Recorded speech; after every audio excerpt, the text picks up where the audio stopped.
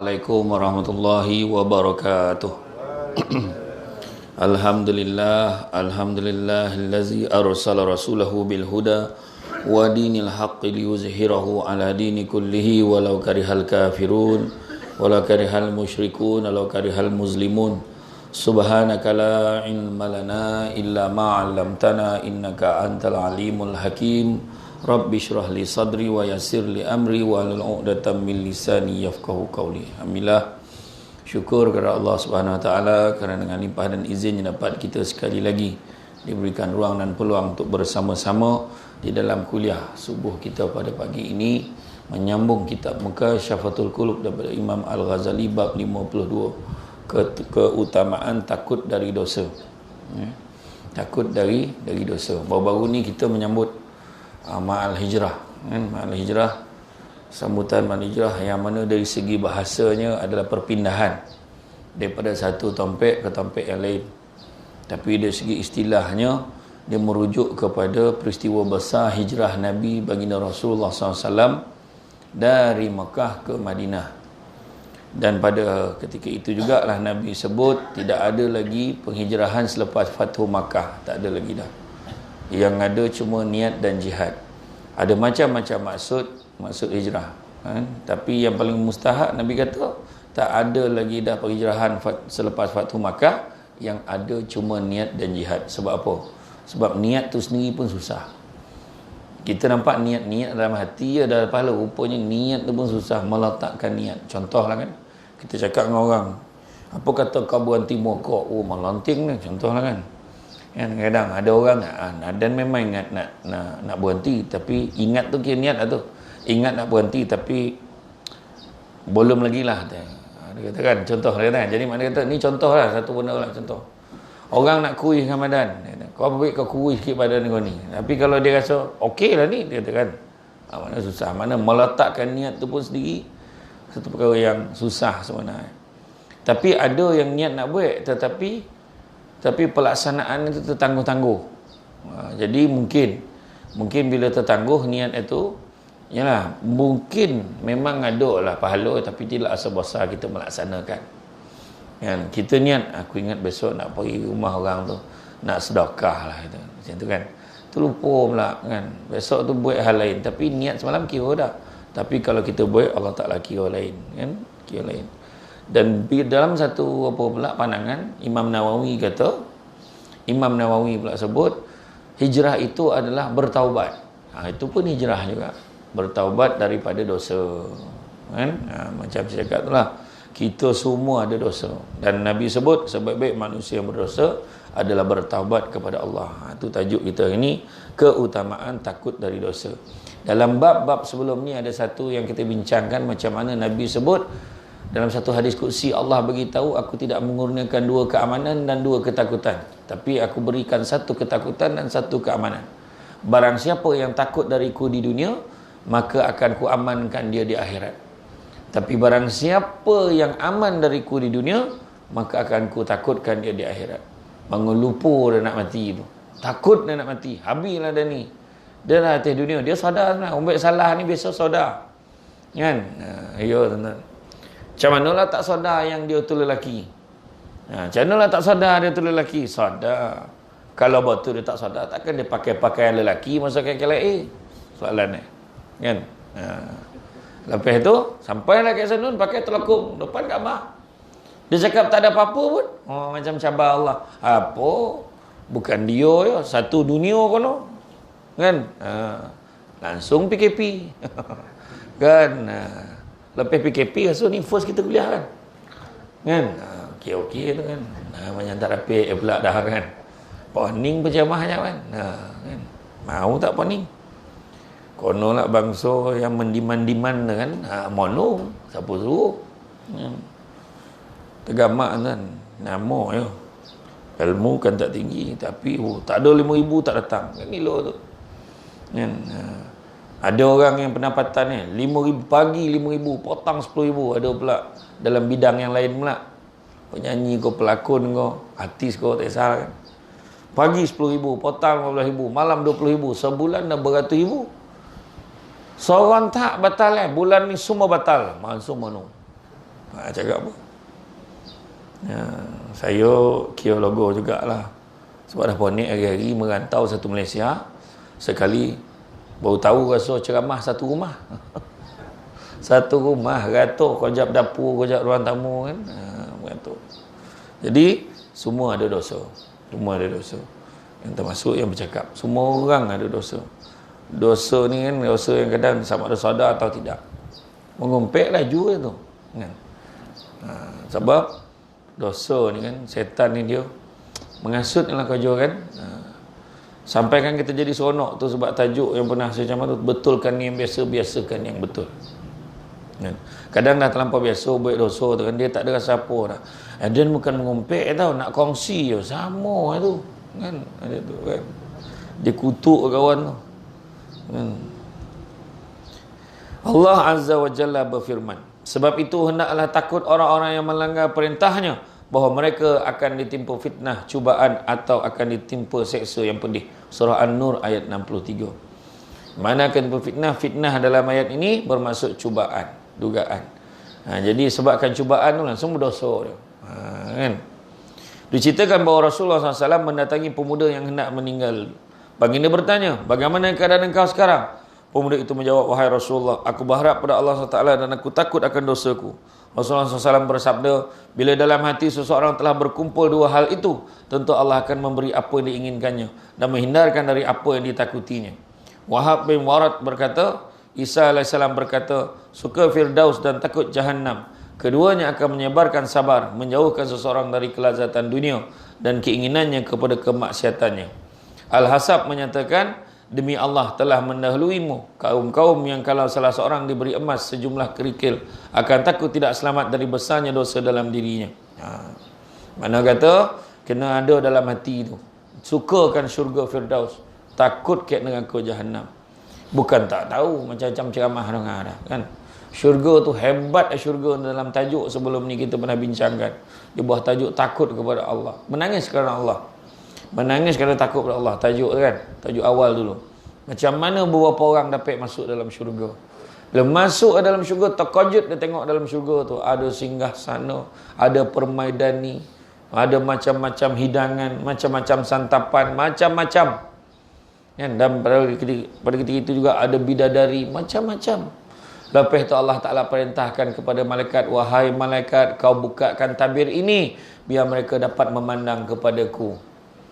Berbunyilah malaikat, ya Allah, bagaimana mungkin aku boleh buka tabir ni untuk mereka, sedangkan mereka di atas dunia menderhaka kepadamu ya Allah. Macam tu kata malaikat.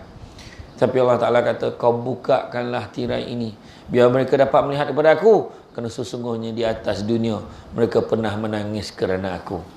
Orang yang menangis kerana Allah, biasanya menangis kerana Allah ni sebab apa? Sebab takutkan neraka, takutkan dosa, sadar banyak dosa buat. Punyalah lalai itu sebab nama insan, manusia, nasia, insan. Dia tu sifat itu pelupa. Nama pelupa. Kan? Apatah lagi kalau nyanyuk betul. Kan? Ini memang nasia ni lupa. Malam ni menangis, meraung ni. Allah banyak dosa aku, Allah besok buat dosa lagi. Macam itulah. Macam itulah keadaan manusia. Jadi salah satu insurans UBM menangis kerana Allah. Jadi bila dia dah menangis tu kan, Allah Ta'ala suruh buka, maka malaikat buka lah tirai. Bila malaikat buka tirai, langsung semua sujud. Sujud. Allah Ta'ala beritahu pula kau sujud pula ni. Allah Ta'ala beritahu. Ni terjemahan lah ya. Allah Ta'ala beritahu, kenapa lah kau sujud? Sini bukan tempat bersujud, sini bukan tempat beramal. Bangkitlah kau. Apakah kau tak rela kepada aku? Bangun semua. Ya Allah, mana mungkin kami tidak rela kepadamu ya Allah. Kami diberikan, kami melihat apa yang tak pernah ternampak dari mata, tak pernah terdengar ke telinga, tak pernah terbayang ke hati. Macam itulah hebatnya syurga. Lantiklah mana produser filem Steven Spielberg tu. Siapa kau tak dapat dia nak gambarkan syurga tu. Macam itulah keadaan. Dia pernah buat cerita tajuk Paradise. Syurga, tak ada mana dah. Jauh. Memang langsung tak ada kono-kono. Punya hebat syurga. Neraka pula kita pernah tahu. Dah diceritakan macam ada Jibril datang menangis-nangis. Apa kono kau? Mengelotak-ngelotak badan kau ni menangis. Aku terkejut tadi aku tengok Allah Ta'ala perintahkan penjaga neraka membakar neraka selama 1000 tahun. Dipanih neraka yang 1000 tahun daripada merah sampai jadi putih. Bakar lagi 1000 tahun sampai jadi hitam. Punya panih lah kalau terbuka sedikit pintu neraka tu walaupun sebesar lubang jarum, maka hancurlah dunia. Nak tunjuk dahsyat kan. Jadi sebab itulah kalau kita memikirkan tak sanggup gitu. Tu pun ada yang cakap tu tak apa kita masuk neraka pun lah masuk syurga ke umat Muhammad. Umat sadap cakap kan. Tak terdaya dah, tak terdaya. Ya. Sehari di akhirat 1000 tahun dunia. Fikirlah macam mana. Bayangkanlah orang yang kena seksa. Jadi bila diberi emas sejumlah kerikil, sikit je dapat ganjaran kebaikan satu bonus, nikmat dunia bagi, risau dah. Kan? Wah, dorang dapat bonus menangis. Ada tak menangis? Ada. Apalah dia nak buat dengan duit ni kan? Aduh, janganlah dia buat bonus tak elok dengan duit ni. Tak ada nangis dah. Kan termasuk yang bercakap ni dapat duit kan dah ada nak senarai kepala tu bonus nak beli tu sport rim teh seorang tu nak beli handphone baru tu, yang seorang tu nak beli ni ada kan. Dah mula dah tengok Shopee kan apa benda nak beli tengah offer sekarang ni tu kan. Dia pandai lah tu offer dekat-dekat nak gaji, dekat-dekat pension nak keluar kan. Bang tu kan macam tu kan. Keluarlah perkataan langsung ada licin. Lepas tu mana? Kemana lah dia belanja kan? Lupa manusia kan. Telah bersabda Rasulullah SAW, adakah kamu semua mendengar apa yang ku dengar, bahawa tidak ada tempat 4 jari sahaja di langit melainkan di situ ada malaikat yang sujud, berdiri, rukuk kepada Allah. Dan jika kamu tahu apa yang ku tahu, tentulah akan sedikit tertawa dan banyak menangis, dan tentunya kamu akan pergi atau naik gunung bertiarap kepada Allah SWT kerana takut akan pemukulnya dan kedahsyatan seksaannya. Sebab apa? Sebab Nabi kalau kita imbas balik dalam peristiwa Isra dan Mi'raj, Nabi dah melalui macam-macam perjalanan. Nabi pergi melawat macam-macam tempat Nabi singgah. Termasuklah Nabi tinjau ke dalam neraka, termasuklah Nabi tinjau dalam syurga. Nabi tengok apakah balasan untuk orang yang makan riba. Nabi tengok macam mana balasan untuk orang yang berzina. Nabi tengok balasan untuk orang-orang yang cakap bosan. Nabi tengok macam mana cakap orang berbohong. Macam mana keadaan dunia, macam mana orang yang mengutamakan dunia. Semua Nabi dah nampak. Kan? Nabi nampak api jamu menyala-nyala, macam mana jin afrit dan iblis ni mengganggu perjalanan Nabi. Nabi tengok macam manakah Asyah, macam manakah tukang sisir rambut Fir'aun, Masyitah macam manakah Masyitah ni kan, tukang sisir rambut ni nak kena yang apa, wangi kubur dia pun Nabi dah nampak. Nabi tengok macam mana diorang berenang dalam lautan darah sebab orang yang makan riba. Dia tengok macam mana hukuman untuk orang yang makan harta anak yatim, macam mana orang tak keluarkan zakat. Semua Nabi dah nampak. Jadi bila Nabi dah nampak, berio-rio Nabi orang nak selamatkan kita dalam agama Islam. Islam ini adalah agama yang selamat. Kita insya-Allah duduk dalam Islam, tetapi kita sentiasa lagi duduk dalam keislaman kita, selagi itulah kan iblis, syaitan dia takkan putus asa. Dia akan berusaha untuk menyelesaikan kita. Kan? Jadi kalau kita nampaklah macam mana pemukul dan kedahsyatan seksaan, tentu kita akan sedikit tertawa dan banyak menangis. Dalam satu riwayat, kamu tidak mengerti apakah akan selamat atau tidak. Bakar bin Abdullah Al-Mazni berkata, siapa yang melakukan kesalahan dengan tertawa, ia akan masuk neraka dengan menangis. Dalam Syahihain ketika turun ayat, berilah peringatan kepada kaum kerabatmu yang terdekat, surah Asy-Syu'ara ayat 214. Makna orang main-main dengan dosa dia tu. Tak ada rasa apa. Alah, relax lah, dia katakan. Muda hanya sekali kan ayat tak tahu 2 kali muda tu, akhirat sok kan nyalo balik elok. Bayangkanlah orang kafir yang kita baca dalam kitab yang dalam tajuk sebelum ni, orang kafir itu sendiri akan dilebarkan tubuh badan dia tu daripada gunung ke gunung. Gigi dia satu gigi sebesar bukit Uhud tu, Jabal Uhud, gigi yang satu tu. Sebab apa? Nak pastikan seksaan untuk dia tu maksimum. Bayangkan. Biar dia rasur betul-betul. Kalau kecil kan sana hilang kan rasa. Tak, dia biar dia rasur betul-betul, lambik sikit hancur tu. Macam itulah seksa kan. Jadi maknanya kadang dia main-main ni. Alah, relax lah. Bukan ada siapa nampak pun. Contoh ayat kan. Weh kau ni, apa kau tu tak berdosa hukum main minum arak ni? Dia minum arak ni macam minum teh. Wah, ayat kan. Dia cakap masa teh dunia cakap. Jadi dia tak sadar tu kan. Dia makna mempermain-mainkan. Dia tak ada rasa apa dosa. Rasulullah SAW berdiri lalu bersabda, wahai kaum Quraisy, berilah dirimu dari Allah. Tidak sesuatu pun kamu lebih kaya daripada Allah. Wahai Bani Abdul Manaf, tidak sesuatu pun kamu lebih kaya daripada Allah. Wahai Abbas, paman Rasulullah, tidak sesuatu pun kamu lebih kaya daripada Allah. Wahai Safwah, mak saudara Rasulullah, tidak ada sesuatu pun kamu lebih kaya daripada Allah. Wahai Fatimah, putri Muhammad, mintalah harta dariku semahumu, namun kamu tidak akan lebih kaya sedikit pun daripada Allah. Allah Maha Pengasih, Allah Maha Kaya, Allah Maha segala-galanya. Hari ni kita tengok wabak ni lah, tak ada siapa dah tak terfikir dia. Kita fikirlah sendiri. Ada yang lekor dia tu kan. Sebab kalau ikutkan ni memang tanda betul dah. Memang tanda paling jelas Allah Ta'ala bagi. Kan? Memang kiamat tak lama lagi. Masa Isra' Mi'raj dulu kan Nabi dah nampak orang tua. Perempuan tua bongkok 3. Masa perempuan tua bongkok 3 tu Jibril dah cakap dah. Macam tu lah dunia Muhammad. Macam tu lah dunia. Dah tua bona lah. Tunggu masa nak kiamat. Ini kan pula hari ni. Zaman Nabi dah tua. Zaman kita lebih lagi. Kan? Jadi mana kata, kita tengoklah macam mana keadaan dunia yang sementara yang kita kerja. Tak ada apa pun. Tapi bila Allah Ta'ala bagi langsung semua. Hari ni Amerika, dia pun tak sampai nak kacau orang. Negara dia penuh negara. Berapa puluh ribu mati sehari. Yang kematian kat sana berjuta. Kalaulah ada Menteri Kesihatan macam Tan Sri Nur Hisham tu buat pengumuman kat Amerika, ponek nyebut lah.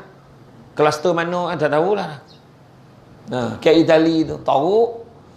Indonesia 5 ke 7 ribu kes hari, kes baru sehari. Nak cakap apa? Kita pernah lah itu beratus-ratus kan. Kita tapi kita jangan selesa tiba-tiba lah siwa gangga cakap apa? Kan? Macam-macam lagi dahsyat lagi apa. Ni di Australia dulu turun macam kita lah, turun. Tiba-tiba naik balik 200 lebih kes baru sehari. Langsung perintah berkurung. Lockdown tu. Ni sekarang halus start lockdown kan. Jadi kita beringat lah. Nak baik macam mana kan. Allah Ta'ala bagi semua. Kan? Kat Makkah. Kalau ikut jadual kalau ikut jadual bulan 9 ni dah start dah pergi umrah ni.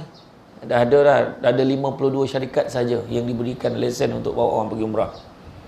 Jadi jangan main pai. Sekarang sudah tawaf lagi kat KLIA. Jangan KLIA tawaf. Lepas tu balik.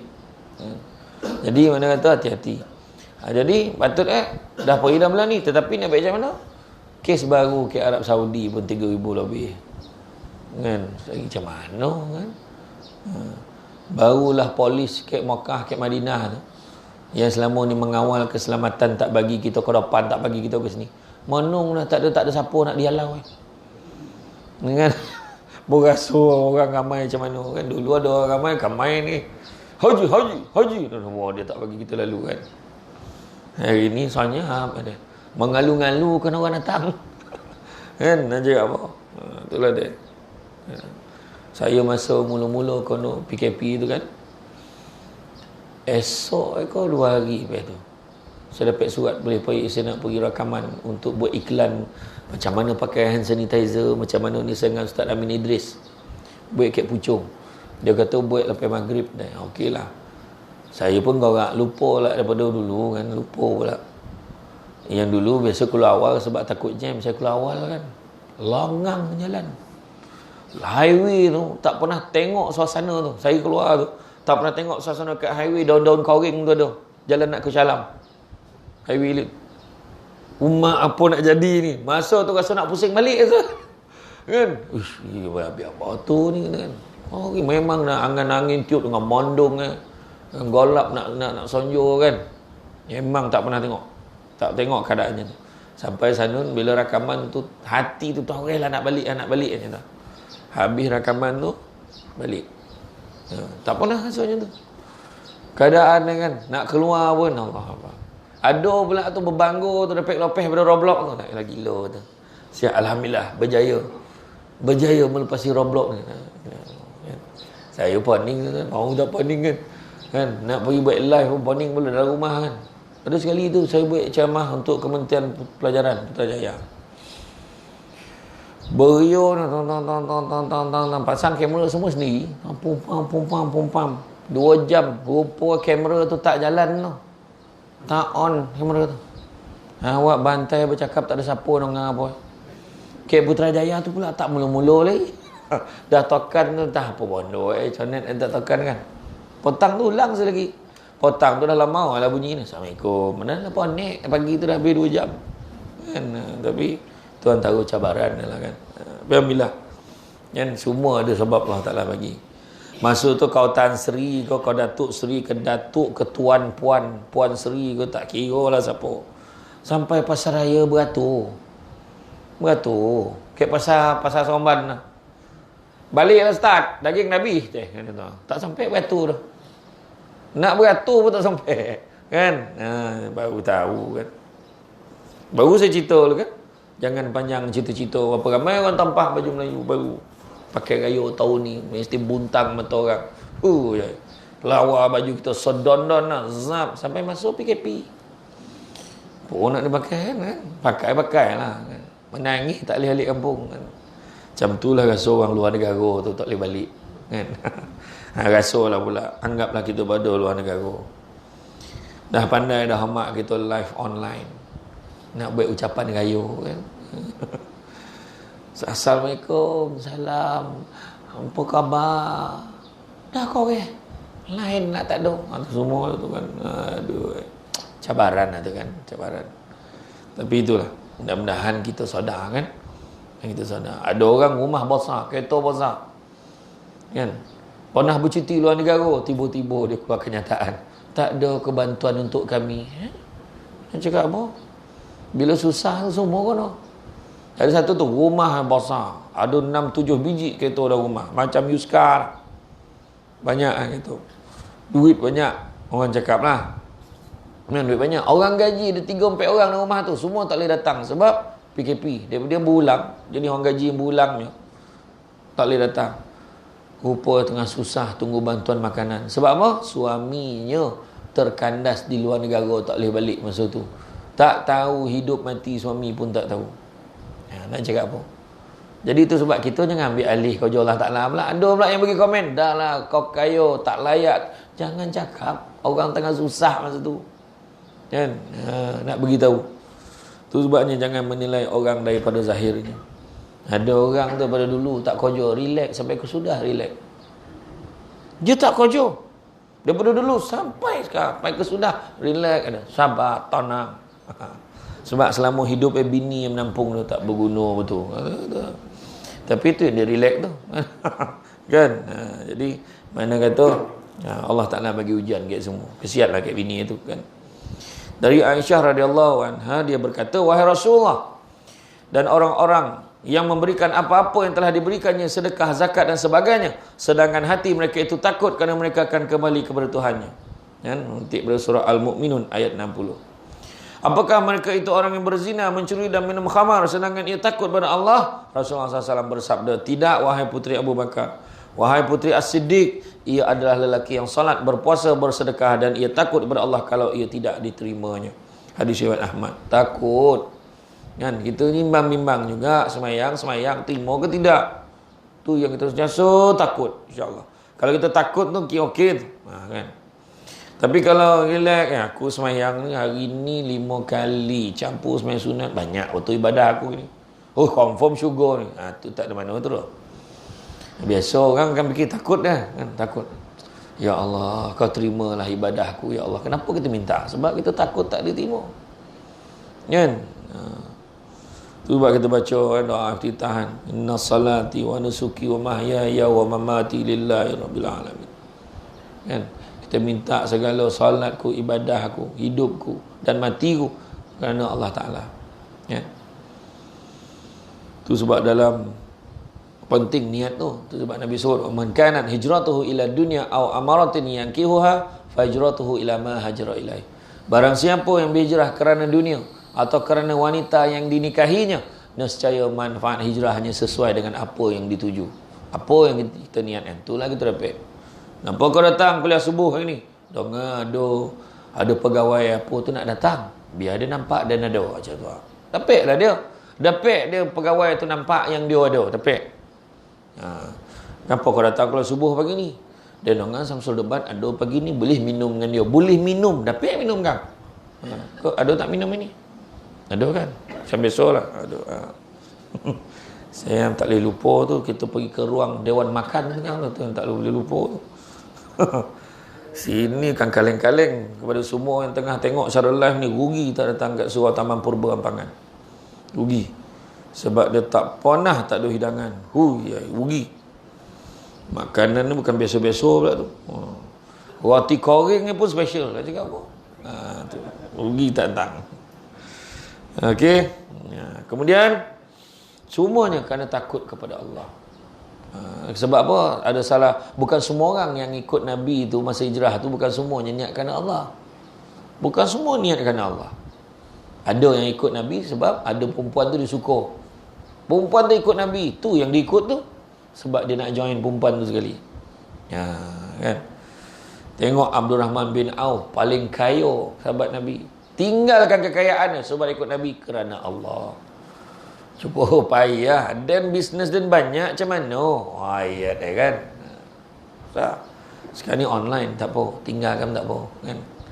Banyak orang berniaga, macam mana tak terkesan. Niatlah kerana Allah.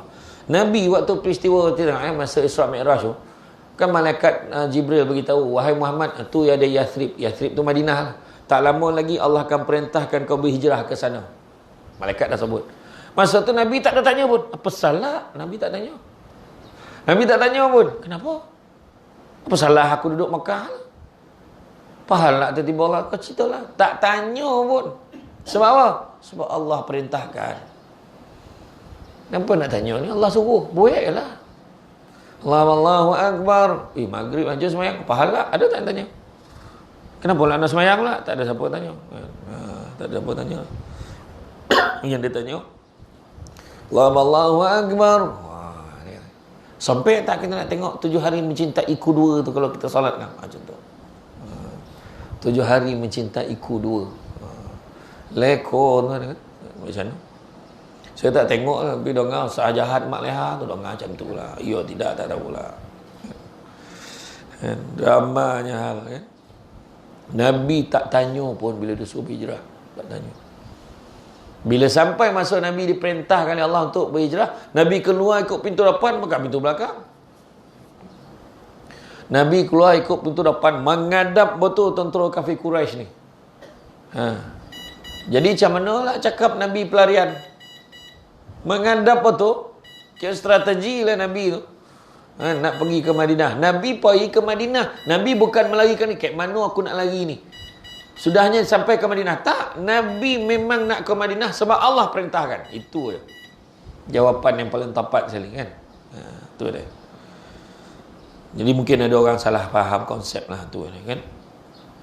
Ditanyakan kepada Hasan Al-Basri. Wahai Abu Sa'id, bagaimana kami mengumpulkan kaum yang memberikan pengharapan-pengharapan kepada kami hingga hati kami seperti terbang? Hasan menjawab, demi Allah, sesungguhnya jika engkau berkumpul dengan kaum yang menakut-nakutkanmu sehingga engkau mendapatkan keamanan, itu lebih baik bagimu daripada menemani kaum yang memberikan kamu rasa aman, namun akhirnya apa yang kau takutkan menghalangmu.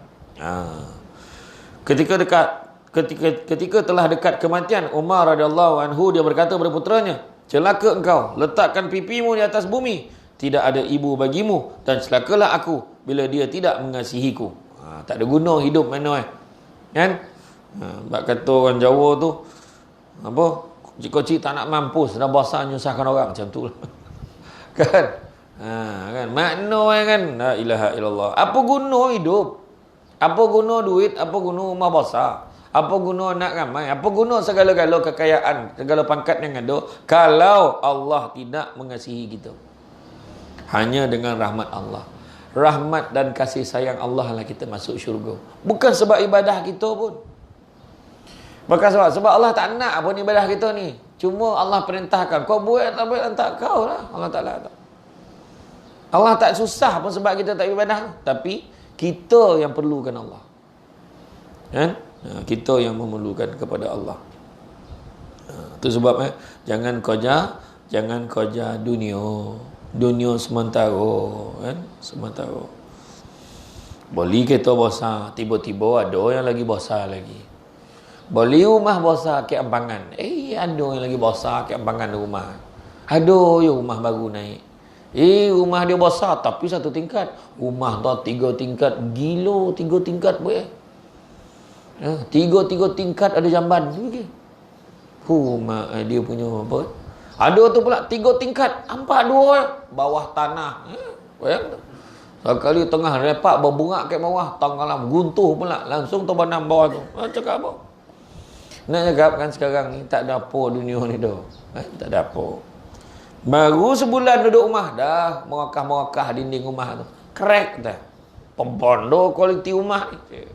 Mana tak kita ni kat Malaysia ni dia tak sama macam kat luar negara. Luar negara, tukang simen lain. Tukang letak batu lain. Tukang piling lain. Kita semua itulah orang semua Indon tu dia sebelum siap rumah dia dah tidur kat rumah, merah kat rumah tu dah. Kan macam tu lah level rumah yang kita beli beratus ribu. Kat Seremban pun pasal tak yang nak jalan nak pergi ke Wong Sincau daripada Zimat tu nak pergi Wong Sincau, kan nampak tak rumah yang banyak tinggal kiri tu. Saya sajalah tanya tu berapa harga kan. Sekarang kita offer 1.1 juta. Pelayah tu 1.1 juta. Rumah tak ada orang duduk tu kan. Bayangkan tu. Dah bersamak, dah apa belalang kan. Cakap apa? Hari ni kan tahulah anak-anak akan datang kan. Beli tanah tu. Tanah pun mahal dah sekarang.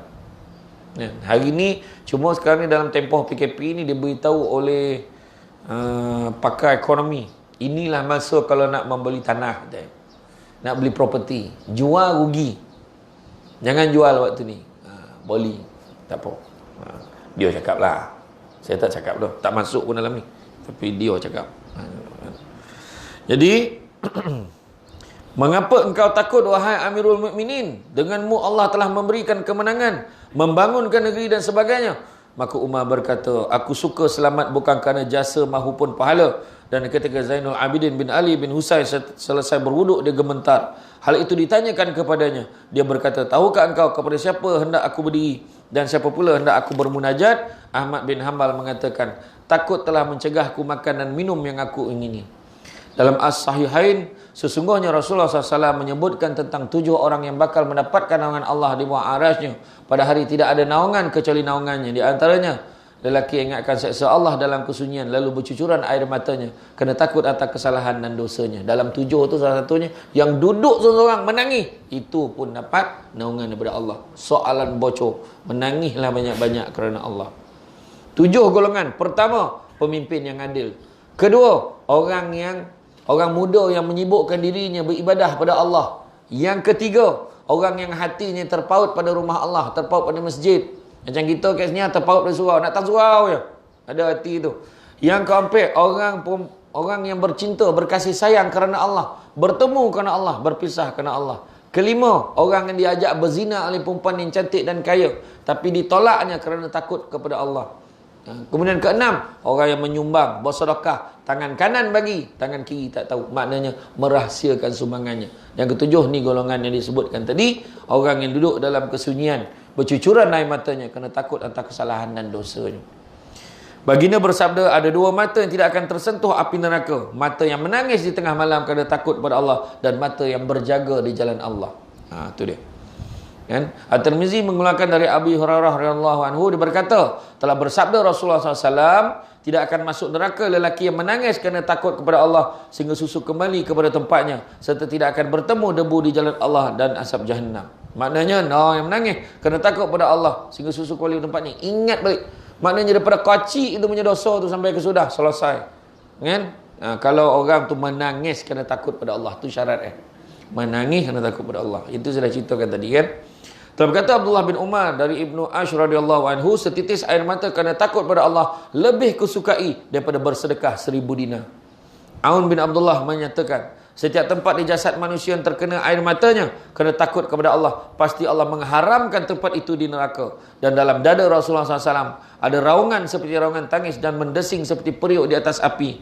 Al-Khind mengatakan, tangis kerana takut kepada Allah, dan setiap titis air mata dapat memadamkan selautan api neraka. Dan Ibnu Samad mencela diri sambil berkata, kau berkata sambil ucapan orang zuhud, namun kau berbuat seperti perbuatan orang munafik. Lalu bersama itu kamu mengharap masuk syurga. Sungguh jauh syurga untuk kaum lain yang mempunyai amal bukan seperti amalmu. Sufyan As-Sauri mengatakan, aku datang kepada Ja'far As-Sadiq. Aku berkata kepadanya, wahai putera Rasulullah SAW, wasiatlah aku. Dia berkata, hai Sufyan, tidak ada maruah bagi pendusta, tidak ada kedamaian bagi orang hasad, tidak ada persaudaraan bagi orang yang membosankan, dan tidak ada kemuliaan bagi orang yang buruk kelakuannya. Maksudnya dia kata tadi, tak ada maruah bagi orang yang membohong, tak ada kedamaian. Orang yang hasad tak akan tenang nanti ya. Kan? Tidak ada persaudaraan bagi orang membosankan. Orang yang tak bercampur orang, bosan duduk rumah ya, tak reti ya, tak campur orang. Kan? Dan begitu juga tidak ada kemuliaan bagi orang yang buruk kelakuannya. Tak ada orang akan muliakan dia. Aku berkata, wahai putera Rasulullah, adakah lagi? Dia berkata, wahai Sufyan, hindarkan larangan Allah, maka jadilah kau seorang abid. Relakan ujian Allah untukmu, maka engkau akan menjadi muslim. Temanilah orang dengan apa yang kau sukai. Jika mereka menemanimu dengannya, maka engkau jadi seorang muslim. Janganlah kau temani orang jahat, lalu dia akan mengajarkan kejahatan padamu, yakni menceritakan agama temannya. Maka lihatlah siapa yang tercela, serta berbincanglah urusanmu dengan orang-orang yang takut kepada Allah. Aku berkata, wahai putera Rasulullah, adakah lagi? Maknanya dia kata, jangan campur orang yang bukan-bukan ni, campur orang yang baik. Lepas tu dia tanya lagi, ada lagi tak?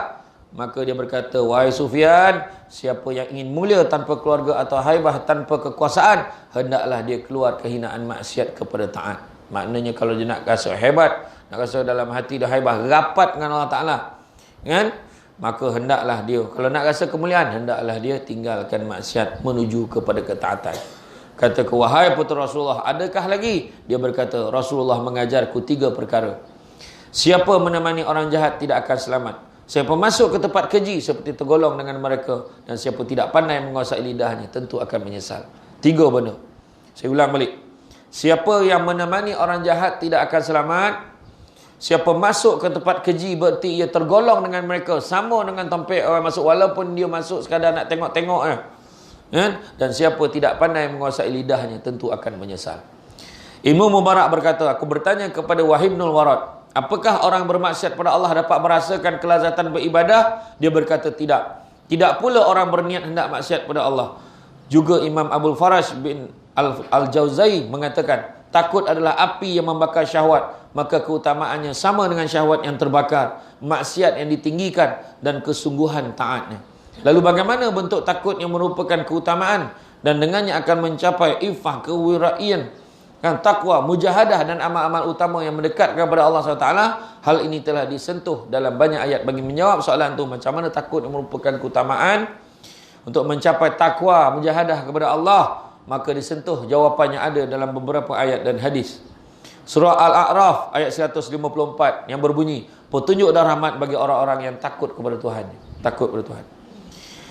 Allah redha kepada mereka dan mereka redha kepadanya. Syurga itu untuk orang-orang yang takut kepada Tuhannya. Surah Al-Bayyinah ayat 8. Dan takutlah kepadaku jika kamu orang beriman. Surah Ali Imran ayat 175.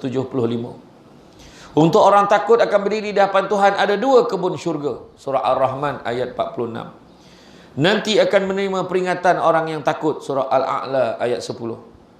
Hanya yang takut kepada Allah ialah ulama-ulama di antara hamba-hambanya. Surah Al-Fatir ayat 28. Dan sesungguhnya setiap ayat maupun hadis yang menunjukkan keutamaan ilmu, berarti pula menunjukkan keutamaannya takut. Kerana takut adalah buahnya ilmu. Ibnu Abid Dunia mengeluarkan bahawa Rasulullah SAW bersabda, ketika gementar jasad seseorang kerana takut kepada Allah, bercatuhanlah, berguguranlah kesalahannya, bagai daun-daun jatuh dari pohonnya yang kering. Bila takut pada Allah, gementar badan kita, gugur dosa-dosa kita, insyaAllah. Amin.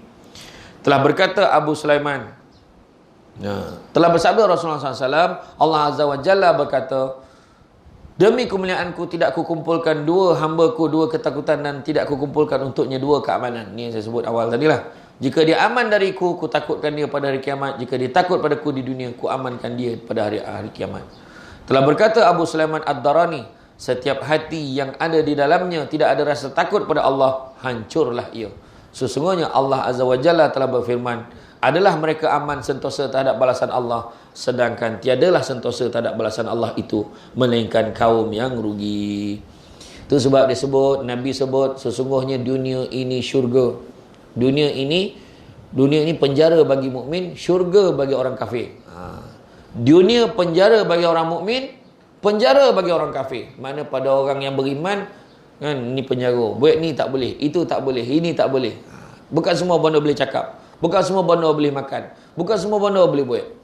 Tapi kita akan rasa aman akhirat besok. Buatlah semahu-mahu akhirat tu besok. Makanlah, tak ada kolesterol naik, tak ada doktor cek dah. Maksud tu makanlah, tak jadi apa, dak sedap dia. Kan, balasan Allah tu.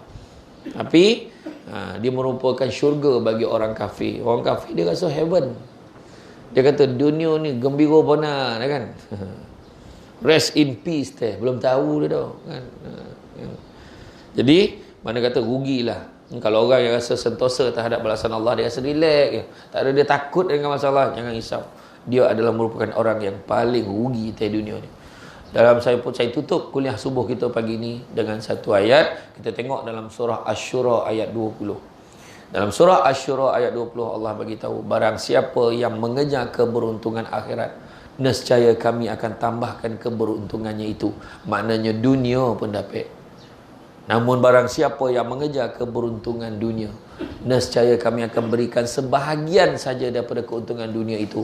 Malahan tidak akan pernah ada di dalam hatinya perasaan bahagia. Itu makna kerja dunia tak ada tenang hati dah. Tak ada sentosa dah, cairlah cakap. Akhirnya yang tenang datang surau, tenang hati. Yang datang pagi dia tenang. Ada yang tenang kuliah subuh paling tenang. Ada yang tenang tu tiba-tiba dah habis. Itu makna sah tenang itu. Makna lalap nama tu kan. Tu joki kat tu. Bukan semua orang dapat tu. Dia boleh tidur tu jaga elok-elok habis kuliah subuh. Okey tu. Kan? Kan macam orang sujud lah. Tarawih yang pertama jago-jago dah habis witir. Joki tu. Asal leno tidur kan. Jadi tuan-tuan dan puan-puan sekalian, itulah saja untuk kali ini. InsyaAllah mudah-mudahan sama-sama kita manfaatkan dan sebar panjangkan kepada yang lain. Sungguhnya yang baik itu datang dari Allah SWT. Dan kurang itu punca dan kelemahan saya sebagai manusia biasa. Sekian. Assalamualaikum warahmatullahi wabarakatuh.